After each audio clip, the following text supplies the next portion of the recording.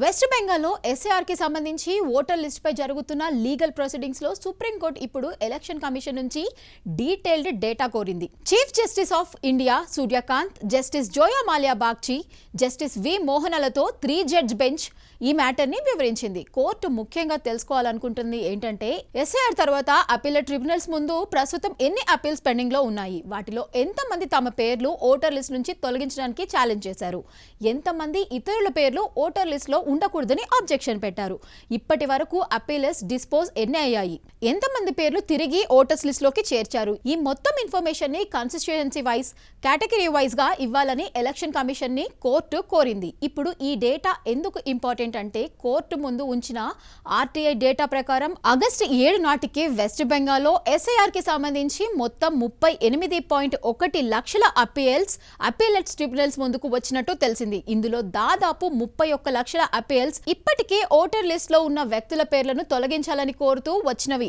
అంటే ఈ వ్యక్తి పేరు ఓటర్ లిస్ట్ లో ఉండకూడదు అంటూ వచ్చిన అబ్జెక్షన్స్.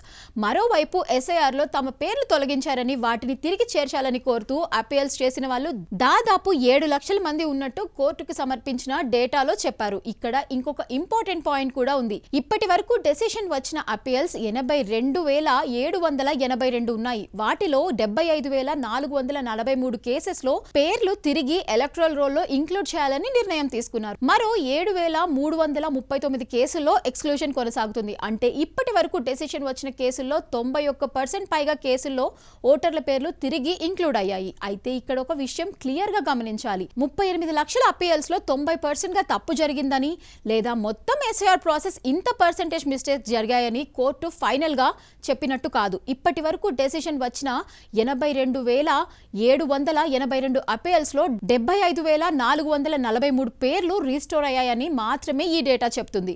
ఇప్పుడు ఈ కేసులో మరొక విషయం కూడా కోర్టు ముందుకు వచ్చింది. టీఎంసీ తరపున వాదిస్తున్న సీనియర్ అడ్వకేట్ కళ్యాణ్ బందోపాధ్యాయ ఒక సబ్మిషన్ చేస్తూ ఎస్ఐఆర్ లో డిలీట్ అయిన ఓటర్ సంఖ్య కంటే కొన్ని కాన్స్టిట్యూషన్స్ లో బీజేపీ క్యాండిడేట్స్ గెలిచిన విన్నింగ్ మార్జిన్ తక్కువగా ఉందని చెప్పారు. ఆయన ప్రకారం ఇలాంటి పరిస్థితి 31 కాన్స్టిట్యూషన్స్ లో ఉందని కోర్టు తెలిపారు. ఒక కాన్స్టిట్యూషన్ లో విన్నింగ్ మార్జిన్ 401 ఓట్స్ అయితే అక్కడ డిలిటేషన్ 8,785 అని చెప్పారు. మరో కాన్స్టిట్యూషన్ లో లూజింగ్ మార్జిన్ 316 ఉండగా డిలిటేషన్ దానికంటే తక్కువగా ఉన్నాయని చెప్పారు. ఇక్కడ చాలా ఇంపార్టెంట్ విషయం ఏంటంటే ఈ 31 కాన్స్టిట్యూషన్స్ లో డిలీటెడ్ ఓటర్స్ వల్ల ఎలక్షన్స్ రిజల్ట్స్ మారిపోయిందని సుప్రీంకోర్టు చెప్పలేదు. దానికి సంబంధించి ఇప్పటి వరకు ఎటువంటి కంక్లూజన్ కూడా కోర్టు ఇవ్వలేదు. ఇది టీఎంసీ తరపున న్యాయవాది కోర్టులో చేసిన సబ్మిషన్ మాత్రమే.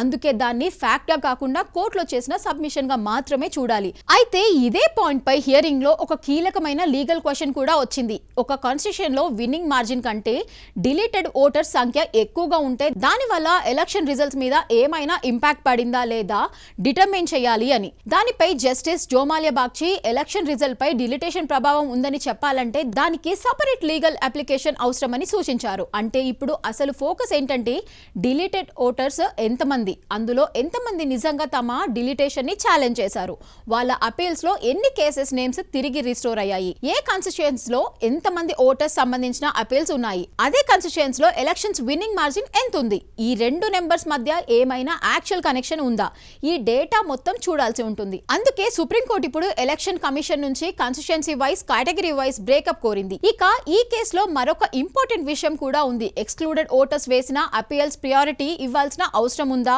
అనే విషయాన్ని కూడా కోర్టు పరిశీలిస్తుంది. ఎందుకంటే ఒక వ్యక్తి పేరు ఓటర్ లిస్ట్ నుంచి తీసేసి ఉంటే అతని ఓటింగ్ రైట్ నేరుగా ఎఫెక్ట్ అవుతుంది. అందుకే అలాంటి అపీల్స్ ని త్వరగా డిసైడ్ చేయడం అవసరమా అని దానిపై కూడా కోర్టు దృష్టి పెట్టింది. ఇప్పుడు సుప్రీంకోర్టుకి ఎలక్షన్ కమిషన్ నుంచి మరింత డీటెయిల్డ్ కాన్స్టిట్యుయెన్సీ వైజ్ డేటా వచ్చిన తర్వాతే ఈ మొత్తం సిచ్యువేషన్ పైన మరింత క్లియర్ పిక్చర్ వచ్చే అవకాశం ఉంటుంది.